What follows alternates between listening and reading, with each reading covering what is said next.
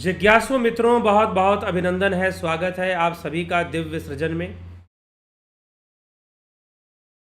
प्रत्येक दिवस की भांति आज फिर हम यहाँ पर यह लाइव चर्चा का कार्यक्रम शुरू कर रहे हैं और आज इस लाइव चर्चा का विषय है मन। क्या मन शरीर का अंग है? क्या मन शरीर का अंग है?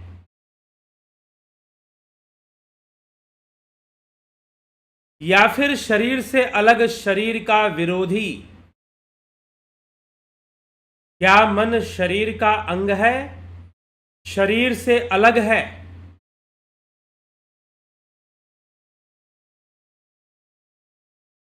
और क्या शरीर का विरोधी है?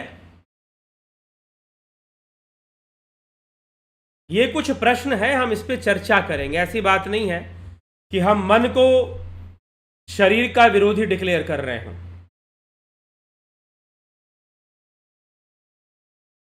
ऐसी कोई बात नहीं है, लेकिन मन क्या शरीर का ही अंग है या शरीर से अलग, या फिर मन कोई कड़ी है जो शरीर और शरीर का एक दूसरा रूप, सूक्ष्म शरीर,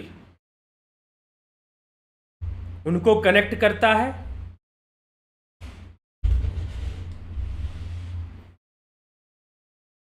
हम इस विषय पर आज चर्चा करेंगे।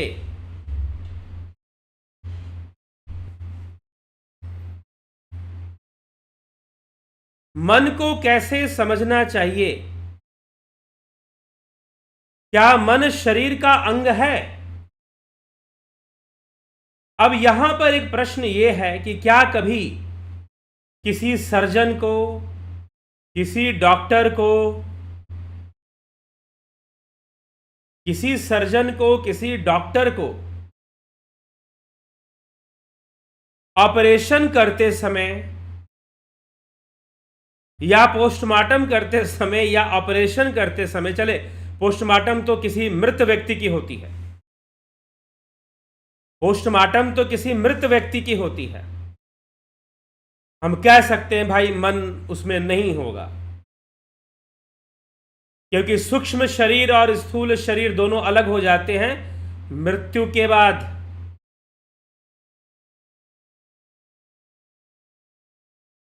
तो मन जो है ये अंग कौन सा है? क्या किसी सर्जन डॉक्टर को कभी भी ऑपरेशन करते समय मन नामक कोई अंग मिला है क्या?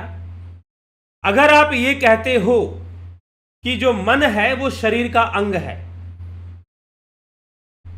तो ये प्रूव भी तो करना पड़ेगा ना कि कैसे अंग है। नहीं, इसका लॉजिक क्या? अरे भाई, मन भी तो शरीर का आधार लेके ही मन काम कर रहा है ना, तो शरीर का ही तो अंग हुआ ना। तो ये एक वो बात हुई जहां हमें ज्यादा सोचना नहीं है। वही बात हो गई जो कुछ लोग कहते हैं, आंखों से जो दिखाई देता है, कानों से जो सुनाई देता है वही मानेंगे, दूसरा कुछ मानेंगे नहीं। तो पहले ये तो जान लो कि आंखों से दिखाई, संसार की अनुभूति हमें किस प्रकार से हो रही है। तो संसार की जो अनुभूति हमें हो रही है, तो संसार की अनुभूति हमें किस प्रकार से हो रही है, पहले दिन हमने ये चर्चा में लिया कि संसार की अनुभूति इंद्रियों के माध्यम से और हमारे शरीर में जो न्यूरो सिस्टम है, नर्वस सिस्टम है, उसके माध्यम से हो रही है। और इंद्रियों पे निर्भर अनुभूति हो रही है, डिपेंड ऑन आपको भोजन का स्वाद कैसा आएगा, ये भोजन पर नहीं, आपकी जिह्वा पर डिपेंड करता है। हाँ, ये अलग बात है कि आपने अपनी जिह्वा के स्वादानुसार आपने भोजन बनाना शुरू कर दिया, आपने अपनी जिह्वा के स्वाद अनुसार आपने भोजन बनाना शुरू कर दिया, तो इसका मतलब यह नहीं कि भोजन स्वादिष्ट हो गया। स्वाद को प्रकट तो जिह्वा ही करेगी, स्वाद को प्रकट तो जिह्वा ही करेगी। इसलिए मैंने कहा कि कितने भी बड़े 5 स्टार 7 स्टार होटल का कोई बावर्ची हो, वर्ल्ड फेमस कोई शेफ हो, बावर्ची कोई वर्ल्ड फेमस, कितना भी वर्ल्ड फेमस हो, कितना भी बड़ा बावर्ची हो, लेकिन अगर आपके टेस्ट ग्लैंड्स खराब हो गए हैं, आपके टेस्ट बर्ड्स जो हैं खराब हो गए हैं, आपकी यह जो स्वाद लेने वाली जो इंद्रिय है, जीभ, टंग जिसको हम बोलते हैं अंग्रेजी में, अगर वो बिगड़ चुकी है,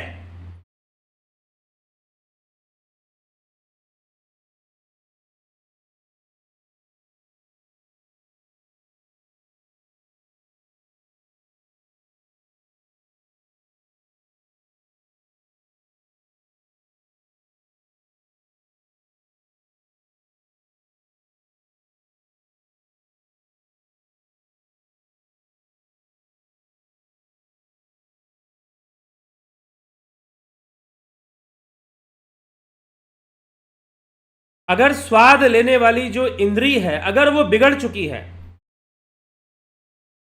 अगर स्वाद लेने वाली इंद्री अगर बिगड़ चुकी है, तो कोई भी बड़े से बड़ा बावर्ची हो, बड़े से बड़ा कोई शेफ हो, उसका खाना आपको स्वादिष्ट नहीं लगेगा, क्योंकि स्वाद मिलेगा ही नहीं, आपको स्वाद मिलने वाला ही नहीं है। और जब स्वाद मिलेगा ही नहीं तो फिर कैसे होगा, फिर बात कैसे आगे बढ़ेगी, फिर आनंद कैसे आएगा।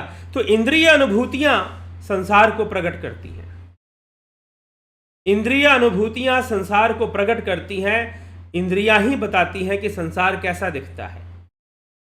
लेकिन जो दिखाई दे रहा है, क्या बस उतना ही संसार है? और क्या वही संसार है, वही सब कुछ है? नहीं, इंद्रियां बता रही, इंद्रियां कई चीजों को प्रकट कर रही हैं। तो इंद्रिय अनुभूति, तो संसार निर्भर है इंद्रिय अनुभूति पर, और जो इंद्रिय अनुभूतियां हो रही हैं वह न्यूरो सिस्टम पर, हमारे नर्वस सिस्टम पर डिपेंड करता है। लेकिन अब कहा जाता है कि हम शरीर हैं। अगर हम शरीर हैं, इफ वी आर बॉडीज, तो हमें शरीर का भी तो ज्ञान नहीं है, हमें शरीर का भी तो कोई ज्ञान नहीं है, हमें शरीर का भी कहां ज्ञान है।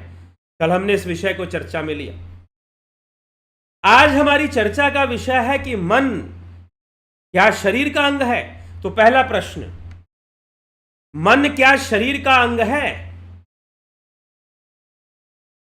तो पहला प्रश्न यह है कि क्या कभी मेडिकल डॉक्टर को, किसी सर्जन को शरीर का चीड़फाड़ करते हुए, ऑपरेशन करते हुए, क्या मन नामक कोई चीज मिली?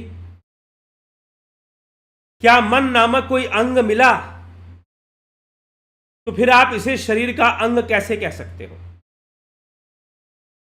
क्योंकि सारे शरीर के अंग फिजिकल हैं, तो फिर फिजिकल डायमेंशन में है और फिजिकल है, तो मन तो नहीं मिला किसी को, कभी किसी डॉक्टर को, कभी किसी सर्जन को, कभी किसी पोस्टमार्टम करने वाले डॉक्टर को, क्या कभी किसी को मन नामक कोई अंग मिला है क्या इस शरीर के भीतर? लेकिन मन फिर भी है, और मन नामक अंग तो कभी मिला ही नहीं, तो पहले तो शरीर का अंग मन कैसे हो सकता है? और चलिए, फिर आप कहोगे कि नहीं, मन जो है हमारे शरीर पे ही डिपेंड करता है, हमारे विचारों पर ही निर्भर करता है। चलिए, कुछ देर के लिए हम इसको मानते हैं, लेकिन प्रश्न यह है कि मन शरीर का विरोधी क्यों है? अब आप कहोगे मन शरीर का विरोधी है। जी हां, क्या शरीर का कोई भी अंग एक दूसरे का विरोधी है? विरोधी मतलब विरोध करना, अपोजिट डायरेक्शन में मूव करना, या अपोजिट चीजों को सामने लाना। कोई भी अंग, मान लीजिए कि आपके इस हाथ में चोट लग गई, कभी ना लगे, लेकिन मान लीजिए कि चोट लग गई, तो क्या ये हाथ जो है इसका विरोध करेगा? नहीं।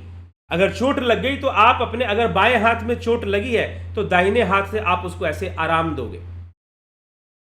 कंधे पे चोट लग गई तो आप दूसरे हाथ से आराम दोगे। इस कंधे पे चोट लग गई, दूसरे हाथ से आराम दोगे। क्या हमारे दोनों हाथ कभी भी आपस में लड़ते हैं? क्या दोनों पैर लड़ते हैं? क्या ये दोनों आंखें कभी झगड़ा करती हैं? कभी भी नहीं। आंखें फोकस करती हैं एक जगह पर, और एक जगह पे फोकस ना करें तो डबल दिखाई देता है, ब्लरिंग शुरू हो जाती है, ब्लर इमेज बननी शुरू हो जाती है, हमें चश्मा लगाना पड़ता है, फिर फोकस खराब हो रहा है।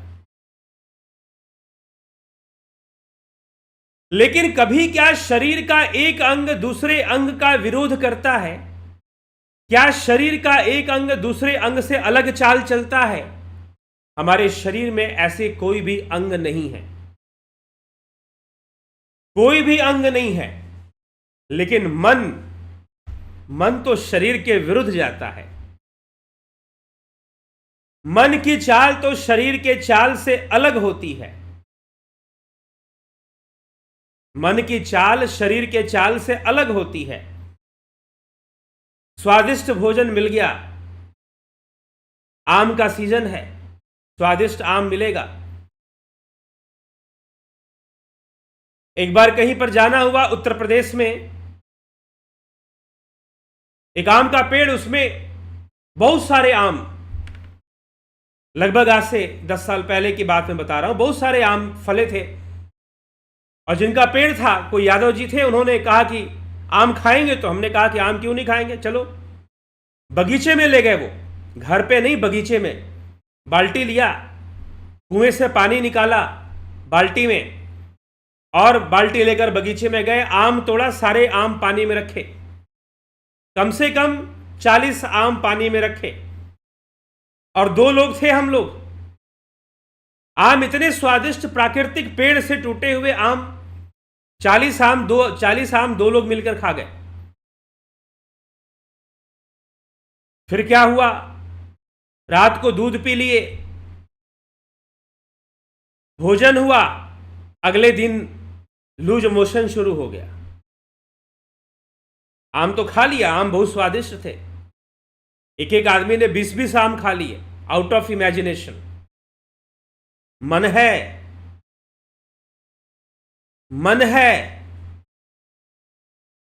पेट भर गया है, मन कह रहा है और खा लो। जवानी खत्म हो रही है, बुढ़ापा आ रहा है, बाल सफेद हो रहे हैं, मन कहता है बाल को पेंट कर लो, अभी भी जवान दिखो। मन कहां मानता है? इच्छाएं कहां खत्म होती हैं? इच्छाएं कहां खत्म होती हैं, यह बताइए।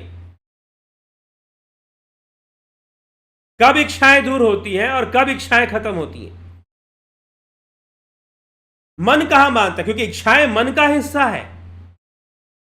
इच्छाएं मन का हिस्सा है, तो मन तो शरीर का विरोध भी कर देता है, मन को मनाना पड़ता है। एक महानुभाव, उनको डायबिटिक हो गया। उन्होंने मुझसे कहा कि मुझे समझ में नहीं आता, जब से मुझे डायबिटीज हुआ है, तब से मुझे मीठा खाने का बहुत मन करता है। अरे भाई, अगर मन शरीर का अंग है,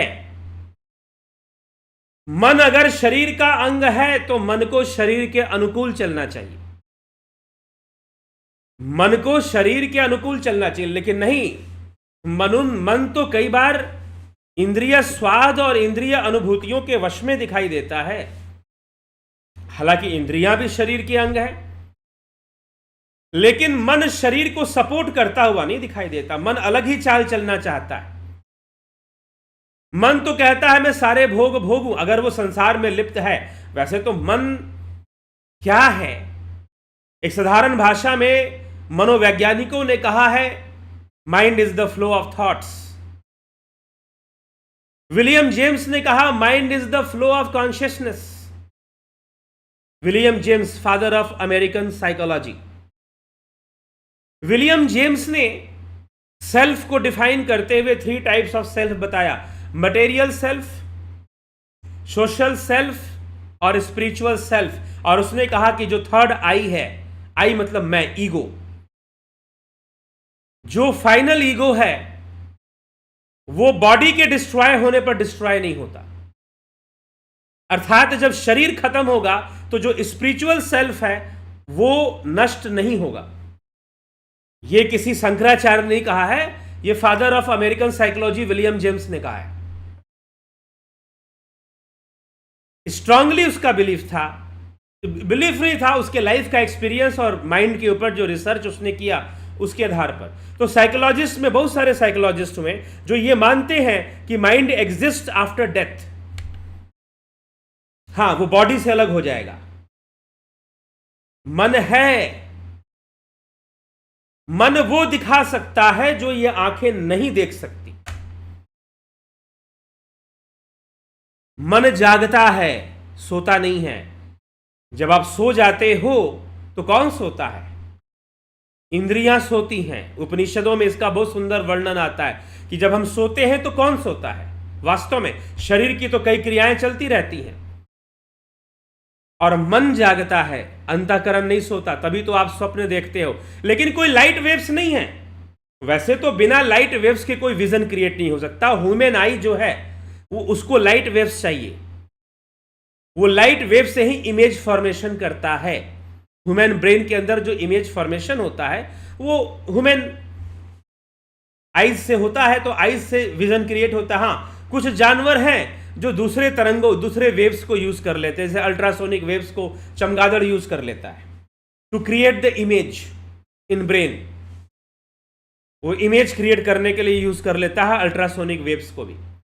दूसरे कई पशु पक्षी हैं जो अलग अलग ढंग से, इसीलिए तो मैं कह रहा हूं ना, संसार मिथ्या है। क्यों मिथ्या है समझो। इसके लिए शंकराचार्य नहीं, अच्छे से बायोलॉजी पढ़ लीजिए, प्रमाण मिल जाएंगे कि संसार मिथ्या ही है।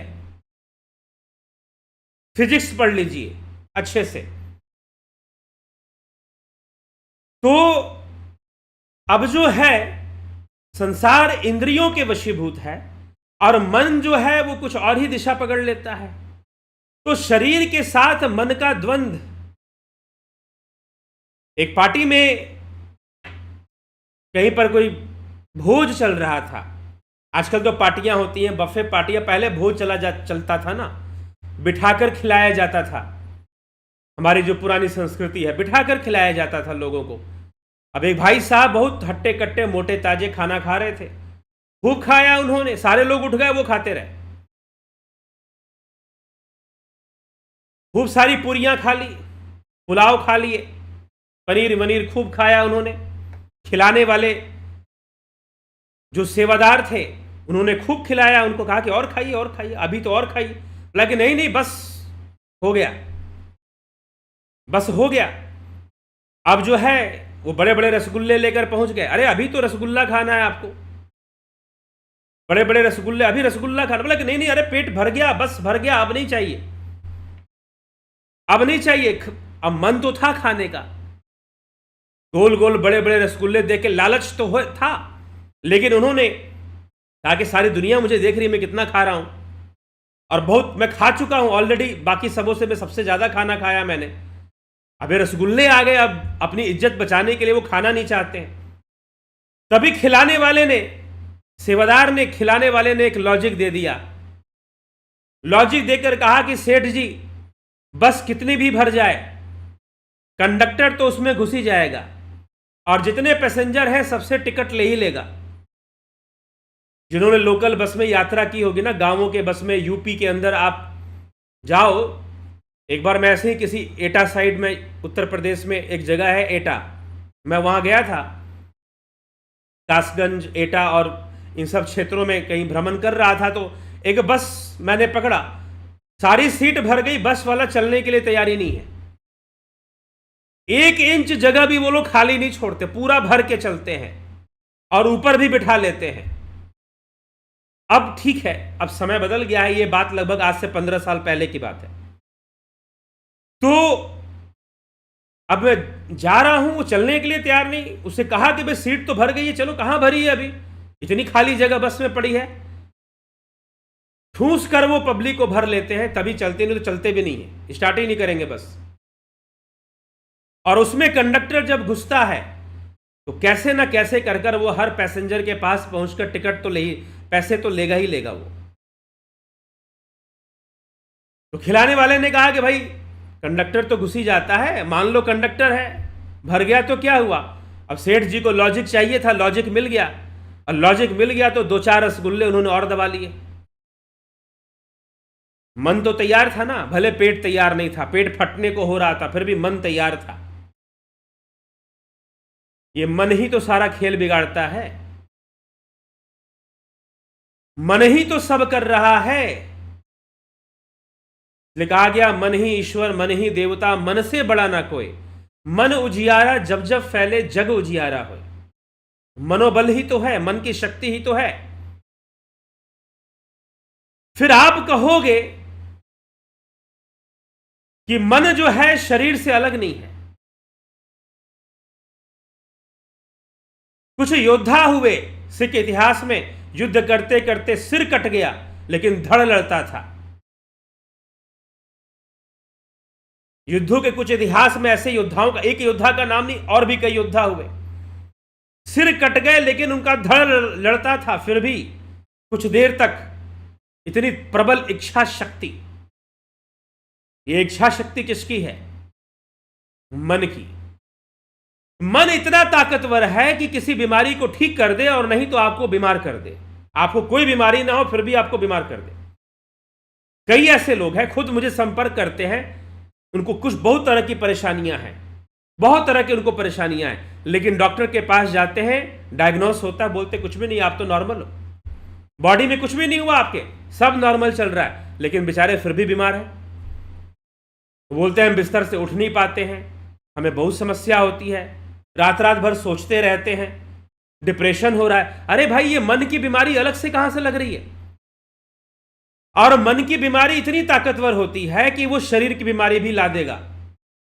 साइकोसोमैटिक डिजीजेस होती हैं, मन से शरीर में बीमारियां उतर जाती हैं।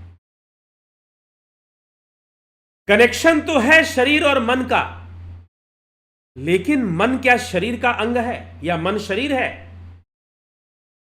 सुनने में ये बड़ा ही सीधी सादी सी बात लगती है, भाई सब कुछ शरीर का आधार लेके हो रहा है, लेकिन शरीर बंधन है तो शरीर का आधार लेकर ही होगा ना।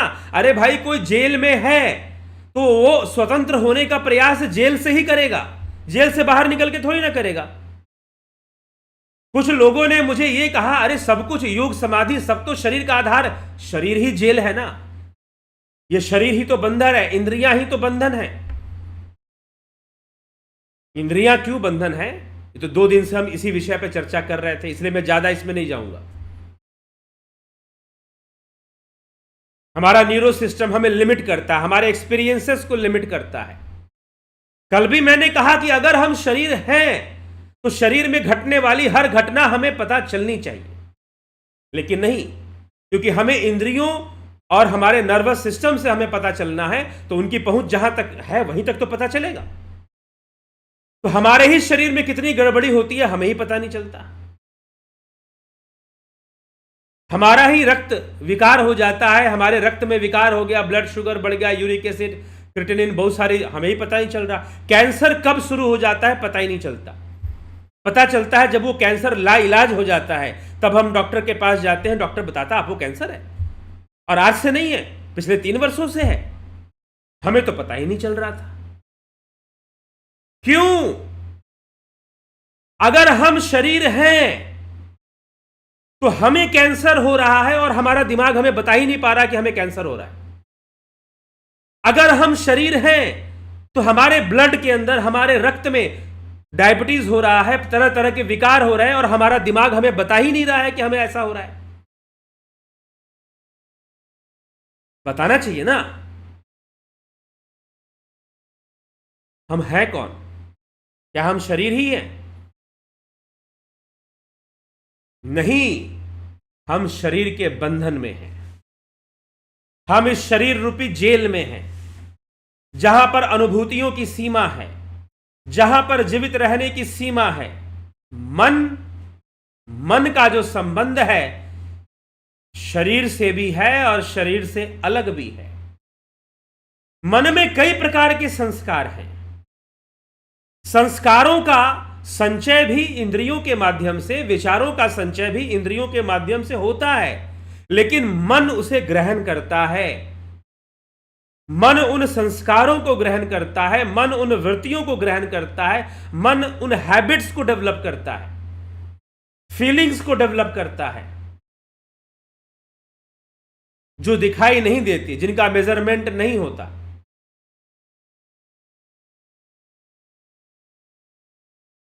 बस उनकी फ्रीक्वेंसी बढ़ रही है, घट रही है, इसको थोड़ा बहुत मेजर किया जा सकता है, लेकिन वास्तव में मन क्या कर रहा है इसका मेजरमेंट नहीं हो सकता है। और ना ही मानसिक बीमारियों का पूर्ण इलाज होता है। ट्रैंक्विलाइजर्स खाइए, स्किज़ोफ्रेनिया हो गया है, कैसे हो गया पता ही नहीं चल रहा, अनकंट्रोल्ड थॉट्स, डिप्रेशन, अवसाद। हमने मन को छूट दे दिया ना, तो मन कहां से कहां चला जाएगा इसका अंदाजा लगाना मुश्किल है। आप क्या ग्रहण कर रहे हो, किस तरह के विचार, किस तरह की भावनाएं, जो भी ग्रहण कर रहे हो वो सब मन का हिस्सा बनता जाता है। थॉट प्रोसेस मन का हिस्सा बनता जाता है। तो मन इस शरीर के साथ, हमारे न्यूरो सिस्टम के साथ कनेक्टेड जरूर है, लेकिन वह न्यूरो सिस्टम ही है ऐसा मत कह देना। जब हम सो जाते हैं तो यह मन स्वप्न देखता है, यह नहीं सोता। शरीर सोता है, इंद्रियां सोती हैं, वास्तव में इंद्रियां सोती हैं। हम कहें कि पूरा शरीर सो जाता है, ऐसा तो नहीं होता। दूसरे अंग काम करते रहते हैं, दूसरे अंग काम करते रहते हैं, लेकिन मन फिर भी जागता है और देखता है। इसलिए मन सूक्ष्म शरीर का अंग है। मन सूक्ष्म शरीर का अंग है। मन अगर शरीर होता तो शरीर का विरोध नहीं करता। मन उन्हीं बातों को स्वीकार करता जो शरीर स्वीकार कर रहा है, लेकिन नहीं, मन के डिजायर्स अलग होते हैं। पेट भर गया लेकिन फिर भी मन कह सकता है कि मुझे खाना है। जवानी बीत गई फिर भी मन कह सकता है कि नहीं, अभी भी मुझे जवानी के सारे सुख भोगने हैं। मन नहीं मानता है। तो इस मन का शरीर के साथ विरोध क्यों है? ये ऐसी चीजें क्यों करता है जो प्रैक्टिकल ना हो या शरीर के लिए संभव ही ना हो, फिर भी मन कहेगा कि ऐसा कर। और एक विषय नहीं, अनेकों विषय हैं इस विषय में। डायबिटीज हो गया है, शरीर ग्रस्त हो गया है शुगर से, ग्लूकोज की मात्रा बहुत ज्यादा बढ़ गई है शरीर में, लेकिन मन नहीं मान रहा। मन तो कह रहा है कि नहीं, मीठा खा लो, मिठाई खा लो। अगर मन शरीर का अंग है तो शरीर की समस्या मन को क्यों नहीं पता? अगर मन शरीर का अंग है तो शरीर के साथ क्यों नहीं चल रहा वो? हाँ, बाकी अंग चल रहे हैं। हमारे दो हाथ हैं, दोनों तालमेल मिलाकर काम करते हैं। हमारी दो आंखें हैं, दोनों तालमेल मिलाकर काम करती हैं। हमारे शरीर के सारे अंग एक दूसरे से तालमेल मिलाकर चल रहे हैं। लेकिन अगर मन भी शरीर का अंग है तो मन क्यों नहीं तालमेल मिलाकर चल रहा? मन क्यों अलग डिसीजन पे चला जाता है? मन क्यों अलग ढंग से सोचता है? मन भी उतना ही चले ना जितना ये शरीर है। जैसे रोबोट है, रोबोट का कोई माइंड नहीं होता। अगर आप ये कहते हो कि हमारा शरीर ही और शरीर में कॉन्शियसनेस माइंड क्रिएट कर देता है, तो रोबोट में भी तो माइंड क्रिएट हो जाना चाहिए। आजकल लोग लगे हैं आर्टिफिशियल इंटेलिजेंस में कि रोबोट में हम ऐसी प्रोग्रामिंग कर दें कि वो सेल्फ डिसीजन ले, वो सेल्फ एक्सप्रेशन दे। आर्टिफिशियल इंटेलिजेंस लगी हुई है, लेकिन फिर भी क्या वो मनुष्य के मन के समान है? मनुष्य के मन के समान है क्या? हाँ, मन भी प्रोग्राम होता है विचारों से, संकल्पों से, लेकिन फिर भी मन ही वो तत्व है जो यहां पर एक कनेक्टिंग लिंक बनता है कि हमारा शरीर जो है, भले ही मन की अभिव्यक्ति शरीर के आधार पर शरीर वालों के लिए हो रही है। अगर मैं यहां पर समझा रहा हूं तो शरीर वालों को समझा रहा हूं। शरीर के माध्यम से शरीर वालों के बीच में ही अभिव्यक्ति हो रही है। लेकिन जो मन है, मन का, इसीलिए मैंने कहा कि मन का दायरा बहुत बड़ा है। मन का दायरा बहुत बड़ा है। इसी चीज को समझाने के लिए 3 टाइप ऑफ सेल्फ को समझाया विलियम जेम्स ने। विलियम जेम्स ने, इसलिए मन माया मोई कबीर। कुछ लोग कबीर को बहुत फॉलो करते हैं। मैंने देखा है कि कुछ लोग बस फैशन में ही कबीर को फॉलो करते हैं। उनको लगता है कि कबीर बड़े ही सेकुलर पर्सनालिटी थे। कबीर शुद्ध सनातनी थे, उपनिषदों के वक्ता थे। गुरवाणी के अंदर 60% वाणी जो है वो कबीर साहिब की आती है। तो कबीर साहिब कहती है माया मुई ना मन मुआ, माया मुई ना मन मुआ, मर गया शरीर। इसकी मृत्यु होती है, शरीर की मृत्यु होती है। कबीर शुद्ध अद्वैतवादी थे। माया मुई न मन मुआ, मर गया शरीर। मृत्यु होती है, शरीर की मृत्यु होती है। शरीर के माध्यम से उस मन की अभिव्यक्ति रुक जाती है, लेकिन इसका मतलब यह नहीं कि मन भी मर गया। यह मन ही है जो नहीं मरता है। और इस बात को एक्सपेरिमेंट में लेने वाले बहुत सारे साइंटिस्ट हैं। दो साइंटिस्ट के तो मैंने बहुत अच्छे से पढ़ा है, sir William James, father of American psychology, William crooks, जिन्होंने प्रेतात्मावाद पर, वो तो खैर फिजिक्स के साइंटिस्ट थे, कैथोड रे ट्यूब उन्होंने बनाया था, क्रुक्स ट्यूब डेवलप किया था उन्होंने। प्रेतात्मावाद पर उन्होंने रिसर्च किया था।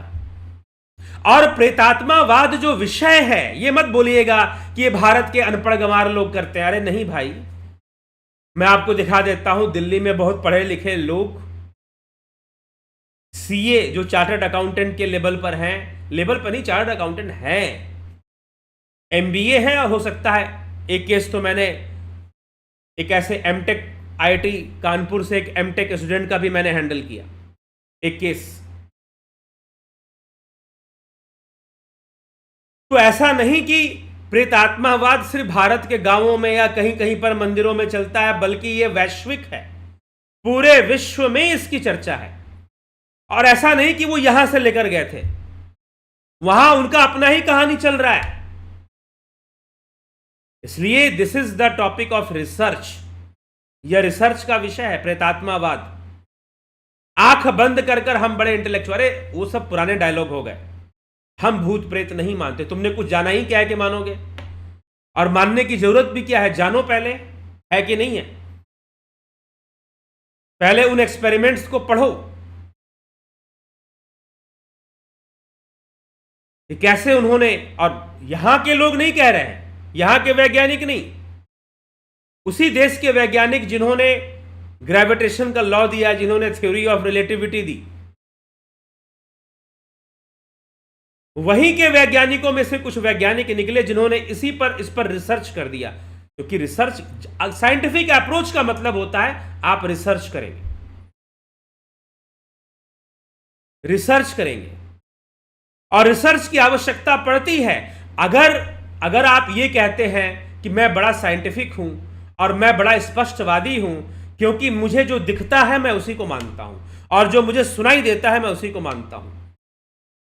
मुझे एक बात बताओ, जो दिखाई देता है उसे मान लिया और जो सुनाई देता है उसे मान ही लिया, इसमें रिसर्च क्या हुआ? रिसर्च होता ही उन्हीं विषयों पर है जो दिखाई ना दे रहा हो। रिसर्च उन्हीं विषयों पर होता है जो सूक्ष्म है, जो गुप्त है, जो रहस्यमयी है। और आप कह रहे हो कि मैं बड़ी वैज्ञानिक विचारधारा का हूं, क्योंकि मैं तो उसी को मानता हूं जो दिखाई देता है और जो सुनाई देता है। इसमें कोई वैज्ञानिकता नहीं है। ये तो कोई भी कर लेगा। जो दिखाई देता है अगर उसी को मानना है, जो सुनाई देता है उसी को मानना है, इसमें वैज्ञानिकता कहां से आ गई? वैज्ञानिकता तो वहां आएगी ना जहां आपको रिसर्च करना है। तो प्रेतात्मावाद रिसर्च का विषय है, अनुसंधान का विषय है, कि करना पड़ेगा ना, क्योंकि आपको इन आंखों से दिखता नहीं है, इन कानों से सुनाई नहीं देता है। पहली बात तो यह है कि आंखों से दिखना, कानों से दिखना एक बायोलॉजिकल प्रोसेस है और लिमिटेड है, बहुत ही लिमिटेड है। यहां तक कि आपके सेंस ऑर्गन और आपका दिमाग आपको अपने शरीर के बारे में भी पूरी पूरी जानकारी नहीं दे रहा। इसीलिए तो आपको हर चीज के लिए चेकअप कराओ, डायग्नोस करो। इतना अच्छा होता कि हमारा ब्रेन खुद ही बताता कि हमारे बॉडी में कौन सी चेंजेस हो रही हैं।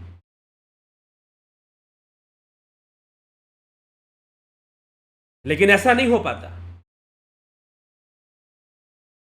अब मन माया मुई न मन मुआ, मर मर गया शरीर मरता है। मरा हुआ शरीर स्वप्न नहीं देखता क्योंकि उसके अंदर मन नहीं है। मन लेकिन डिस्ट्रॉय भी नहीं होता, मन नष्ट भी नहीं होता, मन खत्म भी नहीं होता। मन रहता है, अंतःकरण रहता है। यह सूक्ष्म विषय है, सूक्ष्म शरीर। अब हम सूक्ष्म शरीर की चर्चा कर रहे हैं। तो सूक्ष्म शरीर रहता है और वास्तव में यह सूक्ष्म शरीर ही इस स्थूल शरीर का ड्राइवर है, इसको चलाता है। चलो रोबोट तो कोई रिमोट से चल रहा होगा या जिस साइंटिस्ट ने उसको प्रोग्राम किया होगा उससे चल रहा होगा, लेकिन हमारा रिमोट किसके पास है? मन के पास है, सूक्ष्म शरीर के पास है। वो एक कनेक्शन डेवलप करता है, सिंक्रोनाइज होता है बॉडी के साथ, और कनेक्शन डेवलप कर इंद्रियों के माध्यम से चीजों को ग्रहण करते हुए भी, और पहले से जो चीजें इनेट आइडियाज, जो वेस्टर्न फिलोसोफर थे उनमें दो तरह के फिलोसोफर थे, रेशनल फिलोसोफर एंड एम्पिरिसिस्ट फिलोसोफर। जो रेशनल फिलोसोफर्स थे वो इनेट आइडियाज में विश्वास करते थे, जो बुद्धिजीवी थे। रेशनल मतलब बुद्धिजीवी दार्शनिक, और एम्पिरिसिस्ट जो अनुभववादी थे वो कहते हैं कि नहीं, कोई इनेट आइडियाज नहीं होता, कोई इनेट आइडियाज नहीं होता। बुद्धिजीवियों ने कहा कि नहीं, ऐसा नहीं हो सकता, इनेट आइडियाज पहले से हमारे अंदर होती हैं। जब हम जन्म लेते हैं तो हम आइडियालेस नहीं होते, हमारे अंदर आइडिया होता है। लेकिन एम्पिरिसिस्ट ने कहा कि हम आइडियालेस होते हैं, हम तो संसार को इंद्रियों से देखते हैं, अनुभव करते हैं, फिर हमारे अंदर आइडियाज आती हैं। नहीं, लेकिन बुद्धिजीवियों ने कहा, रेशनलिस्ट ने कहा कि बिल्कुल नहीं, ऐसा नहीं हो सकता। हमारे अंदर आइडियाज होती हैं, इनेट आइडियाज पहले से होती हैं, तभी हम उस इनेट आइडियाज के बेस पर ही हम आगे के विचारों को ग्रहण करते हैं, आगे के एक्सपीरियंस को रिसीव करते हैं। क्या जब आप कंप्यूटर खरीदते हो तो क्या डाटा लेस होता है? नहीं, एक होता है रैम, रैंडम एक्सेस मेमोरी, एक होता है रोम, रीड ओनली मेमोरी, उसको डिलीट नहीं किया जाता। पहले से डाटाबेस दिया जाता है ना भाई, कुछ ना कुछ ऑपरेटिंग सिस्टम दिया जाता है, तभी तो उसका बेस लेकर दूसरी चीजें काम करनी शुरू कर देती हैं। तो अगर यह कहा जाए कि हम जब हमारा जन्म होता है वो आइडियालेस पोजीशन में हम होते हैं, कोई इनेट आइडियाज हमारे भीतर नहीं होती हैं, और हम जो है बिल्कुल नए तरीके से जैसे ब्लैंक पेपर पर लिखना शुरू करते हैं वैसे हमारा सारा काम शुरू होता है, तो नेवर नेवर। तो बच्चे के अंदर अगर कोई इनेट आइडियाज नहीं होता है तो बच्चा अपना कर्म कैसे करता है? जन्म लेते ही शुरू हो जाता है अपना कार्य करना। उसे दूध पीना है, कभी किसी बच्चे को किसी ने सिखाया कि दूध कैसे पीना है? स्वयं ही वो एक्टिव हो जाता है, अपने आप ही एक्टिव हो जाता है। रोना, चिल्लाना, चीखना, और धीरे धीरे बच्चा जब बड़ा होगा, आप देखिए बच्चे बड़े होते हैं, बच्चे जब बड़े होते हैं तो अलग अलग संस्कारों के साथ बड़े होते हैं। ऐसा नहीं कि परिवार जो संस्कार दे रहा है वही संस्कार है।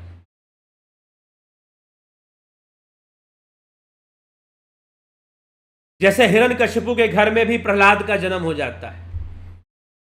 चलिए, ये तो बहुत पुरानी बात है, लेकिन वर्तमान में भी हमें ऐसे उदाहरण देखने को मिलते हैं कि बहुत बुरे संस्कार वाले घर में भी अच्छे संस्कार के लोग हो जाते हैं, और कई बार संतों और गुरुओं के घर में भी बुरे संस्कार वाले आ जाते हैं। तो कुछ ना कुछ संस्कार लेकर वो आता है, तभी उसके कर्म आगे बढ़ते हैं, और तभी विभिन्नताएं बनती हैं, डिफरेंसेस बनते हैं, डिफरेंसेस क्रिएट होते हैं। तो इनेट ideas theory of इनेट ideas. Rational philosophy का वेस्टर्न फिलॉसफी में, मॉडर्न वेस्टर्न फिलॉसफी में जो रेशनल फिलॉसफी थी, रेने डेकार्टिस फादर ऑफ रेशनलिज्म कहते हैं। रेने डेकार्टिस जो है फादर ऑफ रेशनलिज्म कहा जाता है उसको। तो रेशनल फिलॉसफर्स थे, उनका स्ट्रांग बिलीव था कि जब हम जन्म लेते हैं तो इनेट आइडियाज के साथ जन्म लेते हैं, हमारे पूर्व संस्कार होते हैं। लेकिन ये पूर्व संस्कार कहां से आ गए? हम तो बिल्कुल न्यू थे ना। फिर ये पूर्व संस्कार कहां से आ गए, किस तरह से आ गए? अगर मान लीजिए कि एक परिवार में जन्म लेने वाले दो बच्चे और दोनों का व्यवहार अलग अलग, शक्ल भी अलग अलग और व्यवहार भी अलग अलग। कोई पढ़ने में तेज तो एक खेलने में तेज।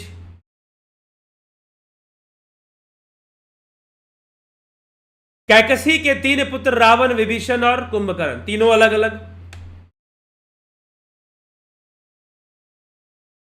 अलग अलग भाव से, अलग अलग विचार से।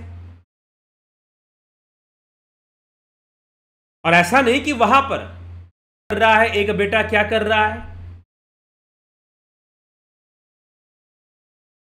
अलग अलग कार्य में लोग लग जाते हैं, अलग अलग संस्कारों का विकास हो जाता है। जब परिवार एक था, माहौल एक था, तो अलग अलग व्यक्तित्व का निर्माण नहीं होना चाहिए, क्योंकि सारी चीजें तो नई से स्टार्ट हो रही है ना। इनेट आइडियाज, थ्योरी ऑफ इनेट आइडियाज, कभी रेशनल फिलॉसफी में जाके पढ़िए कि व्हाट इज इनेट आइडियाज। जन्म से हमारे अंदर कुछ संस्कार होते हैं, पहले से होते हैं। हम कहां से लेकर आ रहे हैं? हम वो संस्कार कहां से लेकर आ रहे हैं? जब जन्म हो रहा है तब। कैसे बन रही हैं चीजें, और इसका क्या आधार है कि कहीं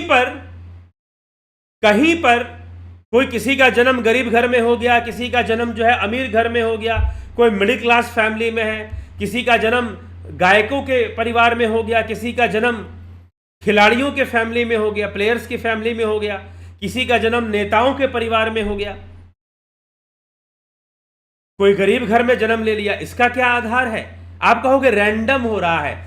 is the random word is a scientific word? क्या ये जो रैंडम वर्ड है एक साइंटिफिक वर्ड है क्या साइंस में इस चीज का कोई स्थान है? रैंडम कहीं कोई स्थान नहीं है। आपने रिसर्च नहीं किया तो आप कहोगे कि रैंडम, बिकॉज यू डिडंट, आपने, क्योंकि कॉज एंड इफेक्ट थ्योरी काम करता है। और भारतीय दर्शन जो इंडियन फिलॉसफी है उसकी चर्चा इसी थ्योरी से होती है। सांख्य दर्शन का सत्कार्यवाद, कॉज एंड इफेक्ट थ्योरी, कार्य कारण सिद्धांत। तो आप ये कैसे कहेंगे कि किसी का जन्म अगर गरीब घर में हो गया तो बिना कारण से रैंडम हो गया? अगर आप ये वर्ड रैंडम यूज करते हैं, this random word is completely unscientific word. ये जो रैंडम शब्द है ये गैर वैज्ञानिक है, पूरी तरह से विज्ञानता के विरुद्ध है। आपने रिसर्च नहीं किया, आपको कारण नहीं पता, तो आपने रैंडम कह दिया। फिर कॉज एंड इफेक्ट थ्योरी कैसे प्रूव होगा? फिर कंजर्वेशन ऑफ एनर्जी का लॉ कैसे प्रूव होगा? Because energy neither be created nor be destroyed, only can be transformed. Only can be transform, energy transform हो सकती है, डिस्ट्रॉय नहीं हो सकती, कंजर्व है। इसलिए एनर्जी कंजर्व है, इसलिए एक्शन रिएक्शन हमेशा चलता रहेगा, क्रिया प्रतिक्रिया हमेशा चलती रहेगी। तो कोई भी घटना बिना कारण के कैसे घटेगी, ये बताइए? कोई भी घटना बिना कारण के कैसे घटेगी? चाहे वो किसी भी रूप में हो रही हो, साइकोलॉजिकल हो, चाहे हमारे जीवन का हिस्सा हो, चाहे किसी का मरना हो या चाहे किसी का जन्म लेना हो, कारण है। इसी को सत्कार्यवाद कहा है सांख्य दर्शन में, कारण है। कॉज, जो कॉज एंड इफेक्ट थ्योरी है वो यही चीज है। तो हम विचार करें क्या कारण है। क्या कारण है, कौन सा कारण है? इनेट आइडियाज क्या कहती हैं?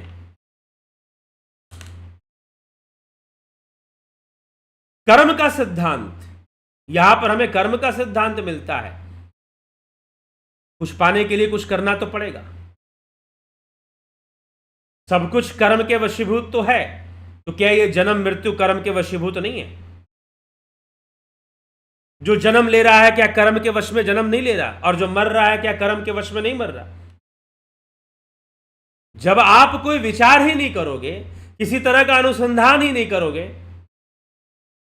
फिर कहोगे नहीं हमें तो ऐसा लगता है, लगना एक अलग विषय है। लगना एक अलग विषय है, होना एक अलग विषय है।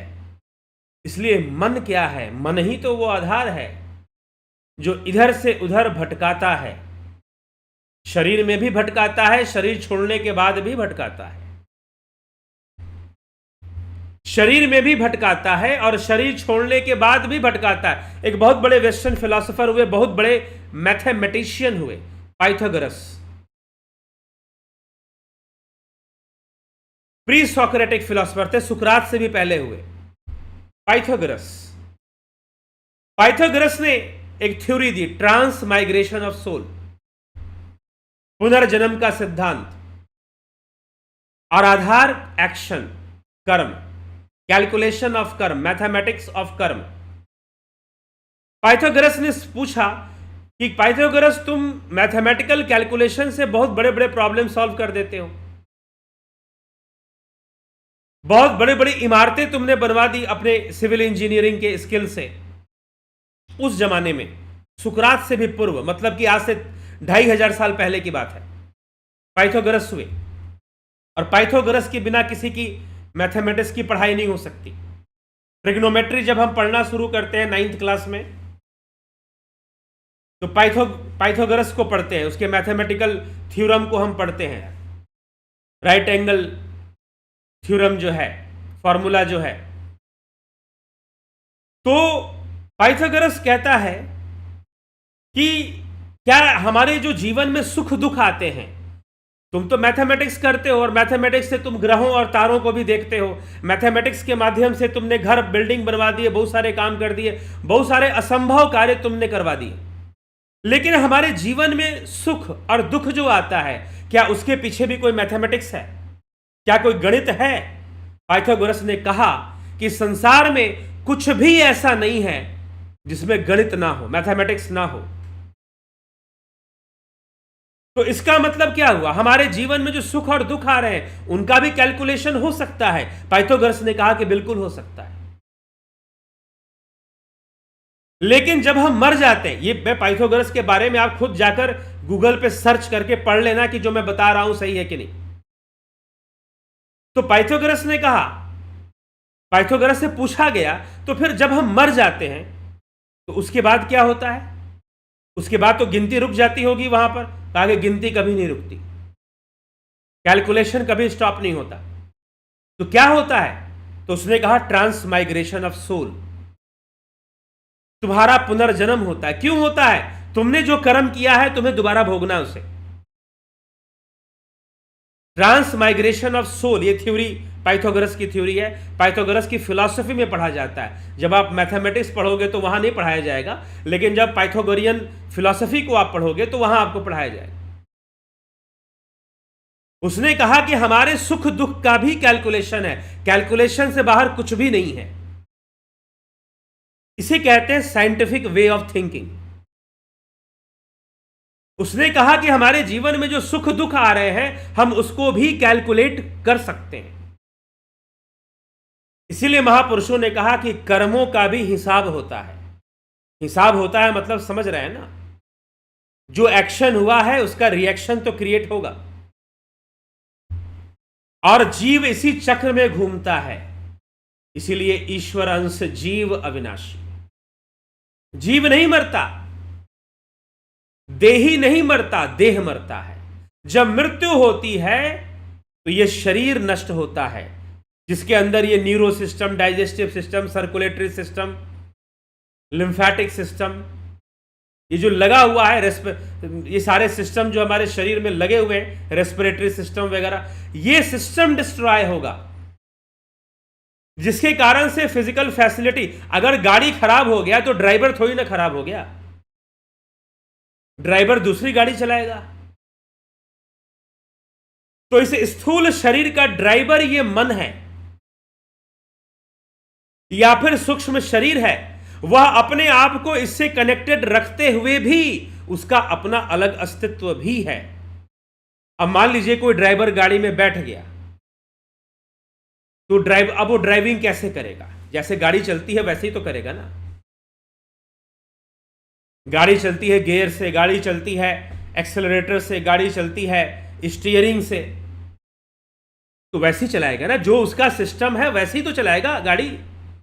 तो जब यह मन, जब यह सूक्ष्म शरीर, जब स्थूल शरीर से के बंधन में है, अटैचमेंट में है, उस पर उसका अध्यास है, तब वो स्थूल शरीर का जो सिस्टम है उसी के अनुसार चलता है। भूख लगने से वो खाना खाता है, मुंह से ही खाना खाना है, लेकिन उसकी अपनी स्वतंत्रता होने के कारण शरीर के साथ उसकी ट्यूनिंग वैसी नहीं होती है जैसे कि शरीर के बाकी अंगों की ट्यूनिंग है। शरीर का सभी अंग एक दूसरे के साथ तालमेल में है, लेकिन मन एक ऐसा चीज है, मन एक ऐसा अंग है, मन, इसीलिए मन शरीर का अंग होते हुए भी अपनी स्वतंत्रता भी उसकी बनी हुई है। पेट भर गया, शरीर अलाउड नहीं कर रहा, मन कह रहा है बेटा और खा ले। बुढ़ापा शुरू हो गया, जवानी बीत गई, लेकिन मन कह रहा है बाल काले कर ले, थोड़ा सा और जवान दिख ले।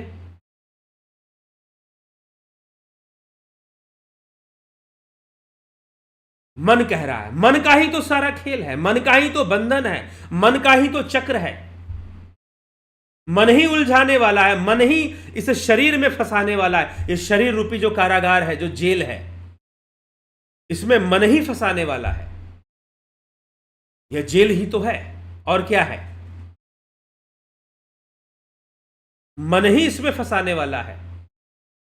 आपका शरीर, और कितनी बड़ी विडंबना है, आपका शरीर और आपके शरीर में ही आप ही को पता नहीं चल रहा। पता चलने के लिए पैसे खर्च करने पड़ते हैं, ब्लड टेस्ट कर, अब मान लीजिए ब्लड टेस्ट करवाना भी है तो पैसे खर्च करने पड़ते हैं उसके लिए। आप पैसे खर्च करते हो तब कोई ब्लड टेस्ट करके देता है। तो जरा मन के बारे में शांति से विचार कीजिए कि मन का तत्व क्या है। अन्नमय कोश ये शरीर, प्राणमय कोश, मनोमय कोश, विज्ञानमय कोश और आनंदमय कोश। जब मृत्यु होती है तो बस दो ही कोश नष्ट होते हैं, अन्नमय कोश और प्राणमय कोश, ये दोनों नष्ट हो जाते हैं। मनोमय कोश, विज्ञानमय कोश और आनंदमय कोश, ये तीन कोश कभी भी नष्ट नहीं होते हैं। अंततः इनका लय हो जाता है आनंदमय कोश में, लेकिन वह क्रिया अलग है, वो फिर योग की क्रिया है, उसमें होता है। नहीं तो ये भटकते हैं, फिर भटकाव है, फिर भटकने की प्रक्रिया है। फिर कोई कहे कि मन की सारी इच्छाएं पूर्ण हो जाएंगी, कहां से पूर्ण हो जाएंगी? क्या ऐसा संभव है कि मन की सारी इच्छाएं पूर्ण हो जाए? हाँ, आवश्यकताओं का पूर्ण होना, जरूरतों का पूर्ण होना और इच्छाओं का पूर्ण होना, इन दोनों में बहुत भारी अंतर है। जरूरतों का पूर्ण होना, इच्छाओं का पूर्ण होना, इन दोनों में बहुत भारी अंतर है।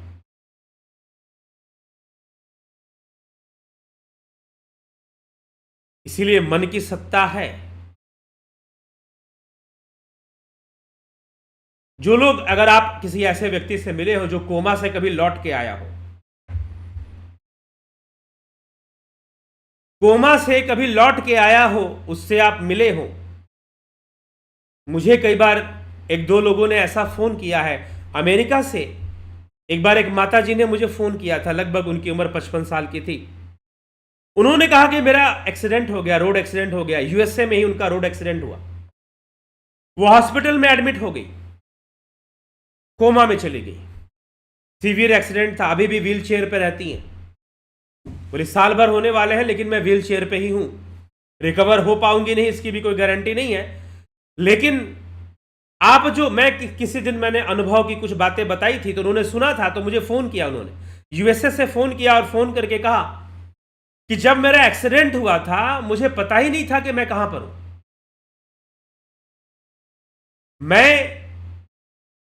मेरा एक्सीडेंट हो चुका है, मेरा शरीर हॉस्पिटल में पड़ा हुआ है, मुझे पता ही नहीं था कि मैं कहां पर हूं। कहने का मतलब यह है कि मुझे फिजिकल वर्ल्ड में नहीं पता कि मैं कहां पर हूं, मुझे कब एक्सीडेंट स्पॉट से मुझे कब उठाया गया, कब हॉस्पिटल ले जाया गया। हमारे गाड़ी के 2 मेंबर जिनका एक्सपायर, जो डेथ हो गई, हमारे फैमिली के लोग 2 लोग वो एक्सपायर भी हो गए। मुझे ले जाया गया हॉस्पिटल के अंदर, लेकिन मुझे वहां की कोई अनुभूति नहीं थी कि मुझे कैसे वहां से उठाया गया, मुझे कैसे हॉस्पिटल में ले जाया गया। 3 दिन बाद जब मुझे होश आया तो मैंने अपने आप को हॉस्पिटल में पाया, फिजिकल बॉडी के साथ। लेकिन ये जो 3 दिन का समय था, जो मैं बेहोशी की अवस्था में, कोमा की अवस्था में, डॉक्टर्स ने कहा कि मैं थी, लेकिन मैं उस समय कहीं और थी, मैं कहीं दूसरे लोक में थी, मैं दूसरे लोगों के साथ घूम रही थी, और वो बड़ी अजब सी दुनिया थी। वहां पर बहुत सारा प्रकाश था, प्रकाश पिंड मुझे दिखाई दे रहे थे, बहुत सारे लोग दिखाई दे रहे थे, पर्वत दिखाई दे रहे थे, और मैं उन लोगों से बातचीत कर रही थी, और मुझे जरा भी आभास नहीं था मेरे इस जीवन का कि मेरा ये लाइफ भी है। मैं वहां एक नई लाइफ ही जी रही थी। अब ये कौन सी अवस्था थी? मैं तो कोमा में चली गई थी, मेरे पास कोई एक्सपीरियंस नहीं होना चाहिए, क्योंकि न्यूरो सिस्टम काम नहीं कर रहा, सेंस ऑर्गन भी सही से काम नहीं कर रहे हैं। तो फिर ये कौन सी गति है कि जहां पर डॉक्टर के हिसाब से मैं कोमा में हूं, लेकिन मैं कहीं और घूम रही हूं? क्या शरीर का आधार लेके घूम रही हूं? ये तो एक्सीडेंट, और मैं वापस आ गई, मैं अपने शरीर में वापस आ गई, लेकिन मुझे वो अनुभूतियां याद रहती हैं। मैं अपने बच्चों को, सबको मैंने वो अनुभूतियां बताई, लेकिन किसी को समझ में तो आता नहीं है कि ये सब चीजें कैसे होती हैं, क्या होती हैं। लेकिन आपके वीडियोस मैंने सुने, तो मैंने आपको फोन किया, और फोन कर मैं अपनी अनुभूतियां बता रही हूं कि मैं कोमा में चली गई थी, मेरा एक्सीडेंट हो गया था, और मैं ऐसे ऐसे अनुभव कर रही थी। तो वो कौन सी दुनिया थी जहां मैं ऐसे ऐसे अनुभव कर रही थी? और अगर मैं मर जाती तो क्या उसी दुनिया में कंटिन्यू कर देती, वहीं रह जाती? बहुत सारे लोग, ये तो एक्सीडेंट हुआ, वो कोमा में गई, लेकिन मैं आपको बताऊं, बहुत सारे लोग ऐसी मौत मरते हैं। खुद मेरी अपनी नॉलेज में, अपने लाइफ में मैंने 2 डेथ ऐसी देखी है, विदाउट एनी रीजन। आदमी सोया और हमेशा के लिए सोया रह गया, नो आंसर। जब डॉक्टर के पास ले जाया गया हॉस्पिटल में डॉक्टर ने सीधा बोल दिया, सोते सोते कार्डियक अरेस्ट हो जाता है। लेकिन फलाने व्यक्ति को कोई हार्ट की बीमारी नहीं थी, कोई डिसऑर्डर नहीं था, कोई नशे का आदी भी नहीं था वो, बट ही स्लेप्ट, और वो कभी उठा नहीं, वो सोया और कभी उठा ही नहीं। फिर मुझे अपने एक परिचित हैं, उन्होंने पूछा कि हमारे गांव में एक आदमी, भाई साहब की मृत्यु हो गई, उनकी उम्र मात्र 48 साल थी, और वो सोए और फिर उठे ही नहीं। रेयर होती है ऐसी डेथ, लेकिन फिर भी अगर आप पता करोगे तो मिल जाएगी ऐसी कहानी है कि सोए, कोई डिसऑर्डर नहीं, कोई चोट नहीं, कोई बीमारी नहीं, इलाज भी करवा रहे हैं, और कोई गरीब घर से भी नहीं, संपन्न घर से। और एक एग्जाम्पल तो मेरे पास ऐसा है कि एक भाई खुद मेडिकल डॉक्टर है, और छोटे भाई की डेथ इस तरह से होती है, विदाउट एनी रीजन, सोया और सोया ही रह गया, उठा ही नहीं। हाँ, कुछ दिनों से वो कुछ बातें जरूर करता था कि मुझे सपने बहुत दिखाई देते हैं, मुझे खुली आंखों से भी कुछ ऐसी चीजें दिखाई देती है जो दूसरे लोगों को नहीं दिखाई देती। ऐसी ऐसी घटनाएं उसके साथ हो रही थी कुछ, तो वो मेंटल चीजें थी। कोई फिजिकल, डॉक्टर को दिखाया, कोई फिजिकल प्रॉब्लम नहीं थी, एंड ही डाइज। डॉक्टर ने सीधा लिख दिया, स्लीपिंग कार्डियक अरेस्ट, हाथ है, कलम है, चला दिया गया। ये क्यों कार्डियक अरेस्ट? कार्डियक अरेस्ट अजीब सी चीज है, कभी भी कैसे भी आ सकती है, विदाउट एनी रीजन। कोई डिसऑर्डर आपको नहीं है, कोई हार्ट ब्लॉकेज नहीं, कुछ भी नहीं है, आ जाएगी। किसी को जिम में एक्सरसाइज करते आ जा रही है, किसी को पैदल चलते चलते आ जा रही है, किसी को गाना गाते गाते आ जा रही है। एक सिंगर की डेथ हो गई पीछे, गाते गाते स्टेज पर ही, बहुत बड़े सिंगर थे बॉलीवुड के, गाते गाते स्टेज पर ही कार्डियक अरेस्ट आ गया, और पहले से कोई बीमारी नहीं थी। How the system is working. तो ये कैसे चीजें काम कर रही हैं, और ये कोमा में चले जाना और नई दुनिया को देखना क्या चीज है? कहां चले गए थे आप? और वो कहती हैं कि अगर मैं मर गई होती, अगर मेरी डेथ हो गई होती, तो मैं शायद उसी दुनिया में चली जाती। मेरे सामने एक दुनिया थी और मुझे बड़ा अच्छा लग रहा था, लेकिन मैं वापस आ गई दोबारा शरीर में। मुझे तो उसी दुनिया में जाना है। ये दुनिया कौन सी है? क्या डेथ होने के बाद, क्या इस बॉडी के खत्म होने के बाद सब कुछ खत्म हो जाता है? आदि गुरु शंकराचार्य की बात माने तो स्वप्न अवस्था, सुषुप्ति अवस्था की बात वो करते हैं, तुरीय अवस्था। तो वो कहते हैं कि जब शरीर खत्म होगा तो सिर्फ जागृत अवस्था खत्म होगी। इसीलिए कल भी मैंने कहा कि जब हम स्वप्न देखते हैं, जब हम सपना देखते हैं, तो उस समय वो स्वप्न सत्य होता है, वो स्वप्न नहीं होता। वो स्वप्न तब बनता है जब आपकी आंखें खुल जाती हैं, जब आप जाग जाते हो। जब आप जाग जाते हो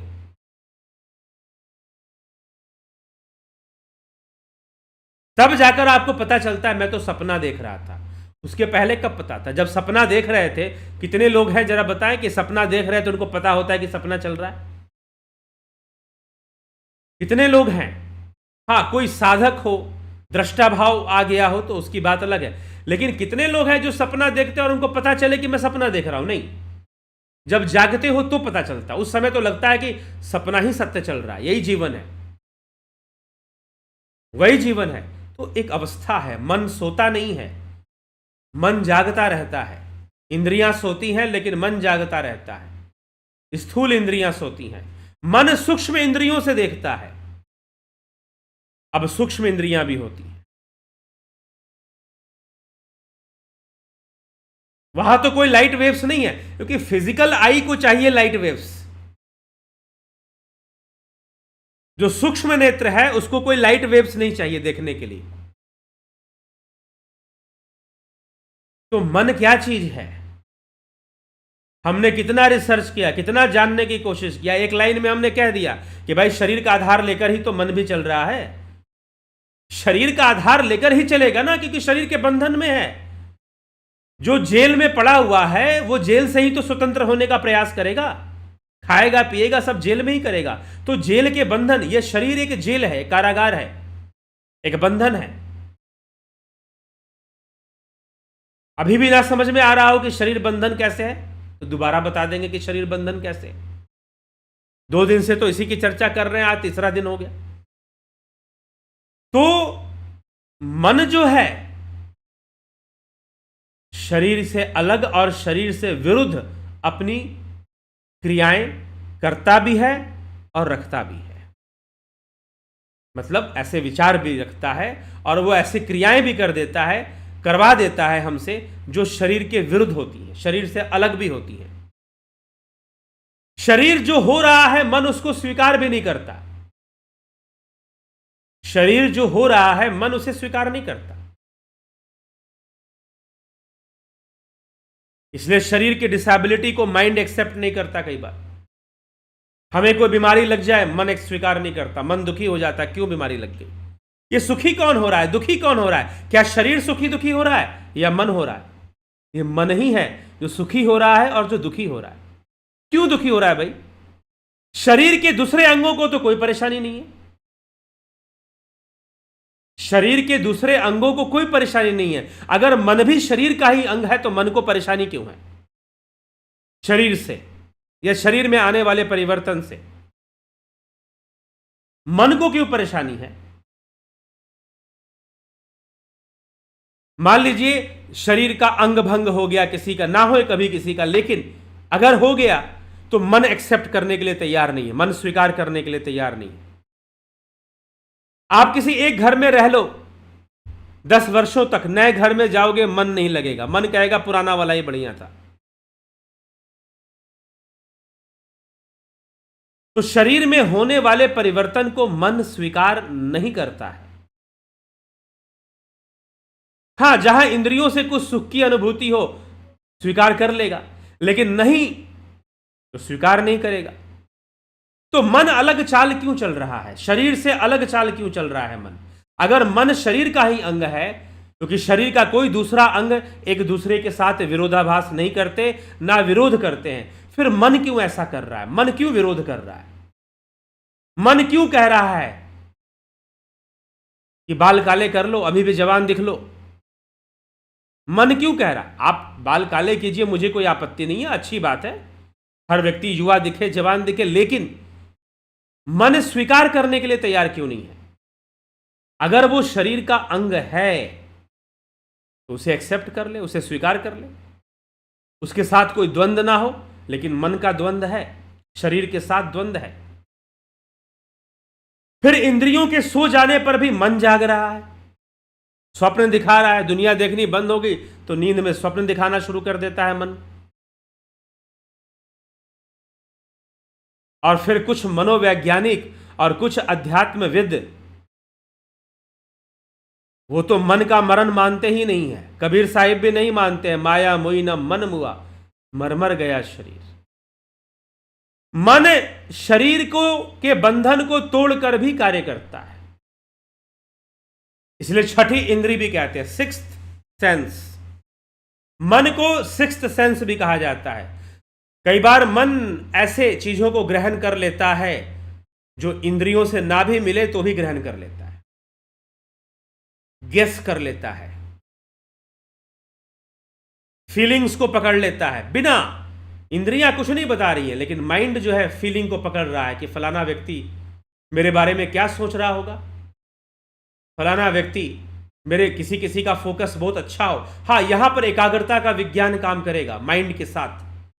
इसीलिए योग जो है, योग क्यों, ध्यान योग क्यों किया जाता है?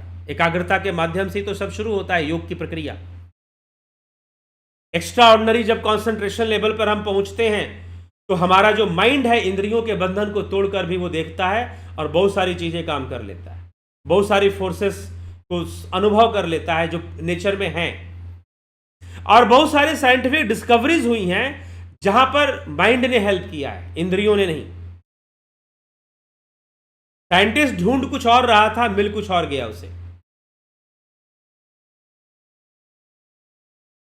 कई वैज्ञानिकों के साथ कुछ ऐसी घटनाएं घट जाती हैं।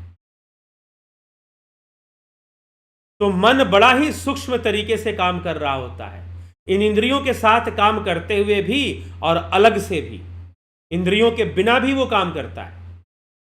क्योंकि जब आप सो जाते हो तो यह माइंड, यह मन आपको स्वप्न दिखा रहा होता है।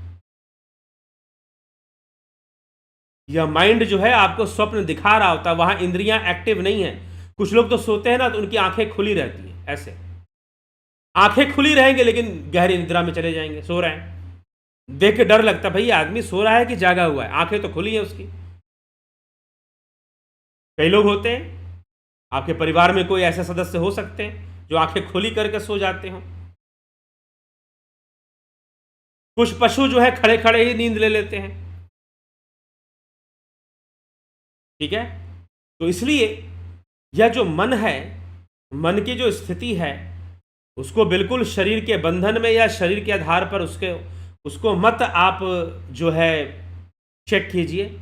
और मन जो है एक सूक्ष्म शक्ति है जो मन भी विजिबल नहीं है। अगर विजिबल होता मन, ह्यूमन आई से अगर हम मन को देख पाते तो डॉक्टर लोग चीड़ फाड़ करके मन को भी निकाल लेते। जैसे बाकी अंगों को वो देख लेते हैं, मन को भी निकाल लेते। देखो भाई, ये मन है, इस शरीर का अंग है, ये मन है। क्या किसी डॉक्टर सर्जन ने आज तक निकाला? नहीं निकाल पाया। तो यही सब बातें हमें विचार करने योग्य बातें हैं। मन की जो सत्ता है, अब हम इस विषय को और लेंगे। अभी हमने मन को लिया है, कल प्रेतात्मावाद को लेंगे। कि मन और प्रेतात्मावाद दोनों जुड़े हुए हैं। और एग्जाम्पल, आज तक जितने साइंटिफिक रिसर्च है, मैं कोशिश करूंगा वो डाटा लाने की कोशिश आपके सामने रहेगी कि हम इस विषय को समझें। और पुनर्जन्म का सिद्धांत इसी पर निर्भर करता है, इसी पर आधारित होता है।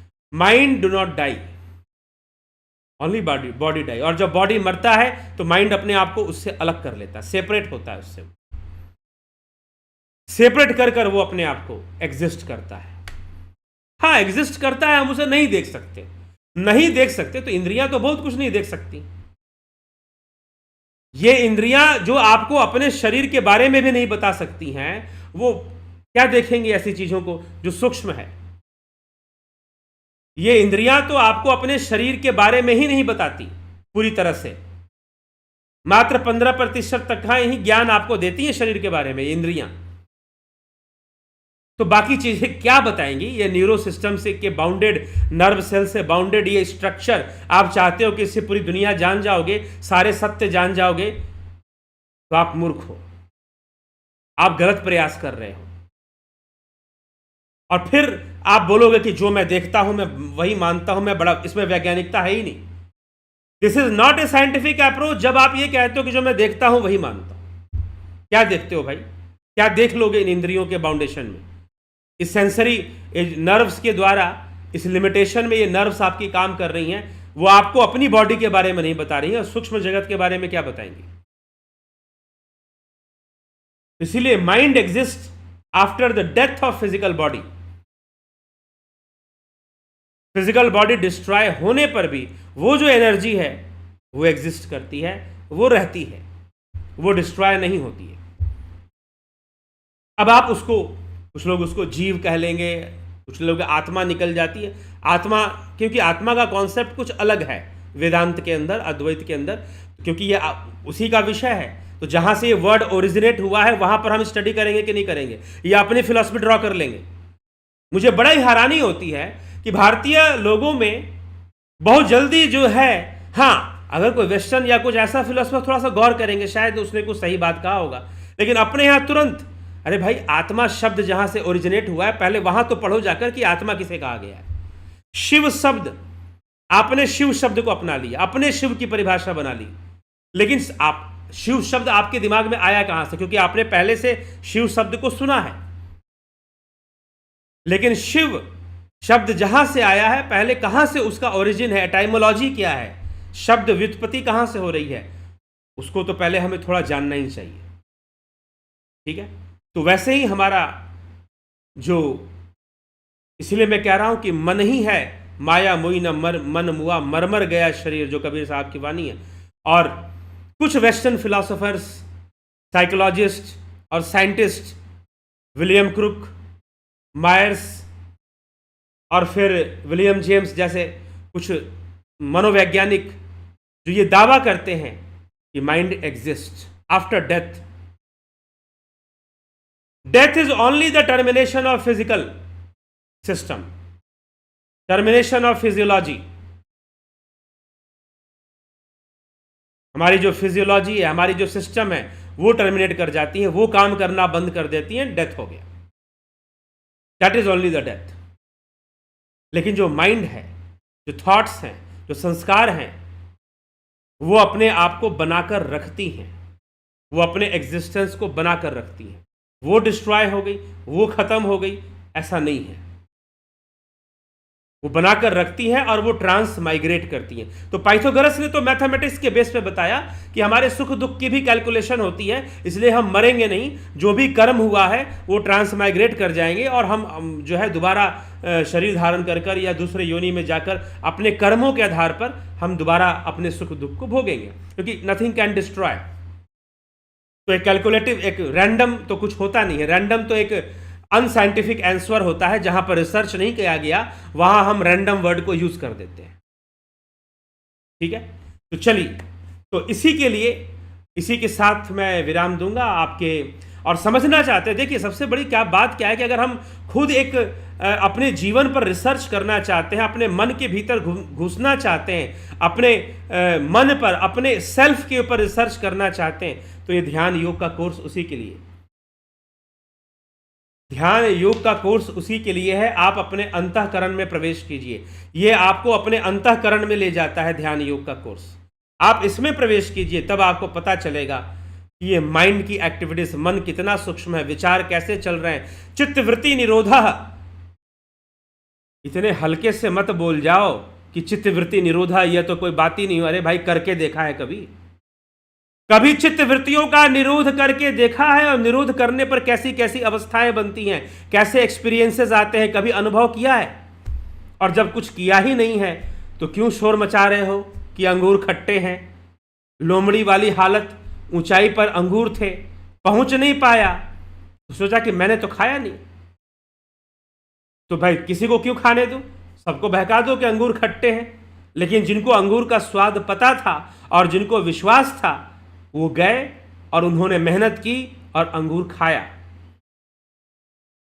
जब तक आपने योग का अभ्यास नहीं किया, चित्तवृत्ति निरोध को आपने अप्लाई नहीं किया, प्रैक्टिकली नहीं अप्लाई किया, तब तक क्यों व्यर्थ में हम कहें कि अंगूर खट्टे? और मेरा तो अनुभव है, ये तो आनंद का मार्ग है। और जो मेरे साथ ध्यान योग करते हैं वो भी कहते हैं कि हम तो चित्त की शांति का अनुभव करते हैं और अद्भुत आनंद का अनुभव होना शुरू हो जाता है। बिना कोई प्रैक्टिस किए, बिना कोई अभ्यास किए हम डिक्लेयर कर दें कि ये तो ऐसी बात कही जा रही है, वैसी बात कही जा रही है, जब तक आपने प्रैक्टिकली अप्लाई नहीं किया अपने लाइफ में, तब तक डिक्लेयर मत कीजिए। ये बिल्कुल अनसाइंटिफिक वे है, ये इग्नोरेंट वे है और अनसाइंटिफिक वे है लॉजिक का। तो इसीलिए ध्यान योग का यह ऑनलाइन कोर्स 20 जून से शुरू हो रहा है। आप इसे ज्वाइन कर कर इससे लाभान्वित हो सकते हैं। लोग इसे ज्वाइन कर रहे हैं, आप भी ज्वाइन कर कर इसे जो है इससे लाभान्वित होइए। तो कर सकते हैं ध्यान योग का कोर्स। यह आपके अंतःकरण के रहस्य खोलता है, मन कैसे काम करता है हमें प्रैक्टिकली समझ में आता है। हम मन की गतिविधियों को सूक्ष्मता से समझ पाते हैं, पकड़ पाते हैं। अब जो है प्राकृतिक चिकित्सा का कोर्स भी आपको मिलेगा 20 जून से। दर्शन, वर्ल्ड फिलॉसफी, वेस्ट पर रेशनलिस्ट, एम्पेरिसिस्ट, आइडियलिस्ट फिलोसोफर्स की फिलॉसफी, और साथ ही साथ भारतीय दर्शन, बौद्ध, जैन, चारवाक, और फिर जो है चारवाक के बाद षड दर्शन, सांख्य, योग, मीमांसा, वेदांत, न्याय, वैशेषिक, इन सब की चर्चा आपको इसमें मिल जाएगी। तो एक इंट्रोडक्शन आपको सबका मिल जाता है। योगा टीचर कोर्स 11 जून से शुरू हो रहा है। आप ज्वाइन करना चाहते हैं, ज्वाइन कर लीजिए, अभी भी समय है। इसकी ज्वाइनिंग तो 6 महीने का कोर्स है, 11,000 इसका शुल्क है। किसी महानुभाव ने पूछा क्या सारा शुल्क एक साथ देना पड़ेगा? एक साथ दे सकते हैं तो दीजिए, नहीं तो आप इंस्टॉलमेंट में भी दे सकते हैं। उसके लिए आप पर्सनली बात करिए, कॉल करके बात करिए, पहले मैसेज कीजिए, बात करने का समय लीजिए, फिर बात करिए।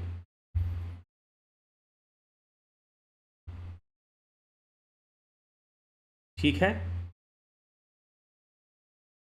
तो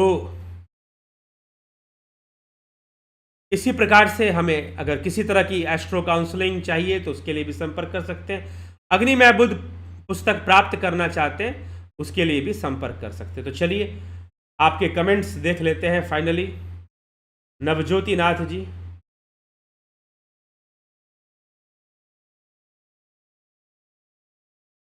ज्ञानेंद्र भाटी जी,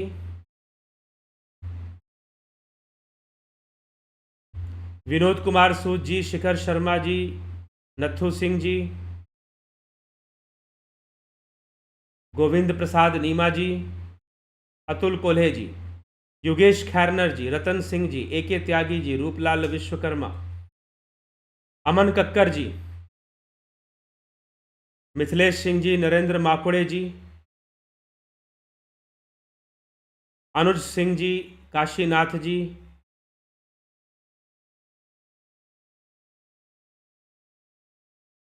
GK के GLTLC कुछ ऐसा नाम है, ज्ञानेंद्र भाटी जी, विष्णु चंद्र मौर्य जी, सतीश मास्टर जी, घनश्याम सरोदे जी, पिंटू वासवा जी, राजू पाल जी, अरविंद कुमार जी। सर, मन ही सूक्ष्म शरीर है और मन ही संस्कार और अनुभव होते हैं, और जिस कर्म के संस्कार ज़्यादा अधिक गहरे होते हैं हम उन्हीं संस्कार के आधार पर चलते हैं।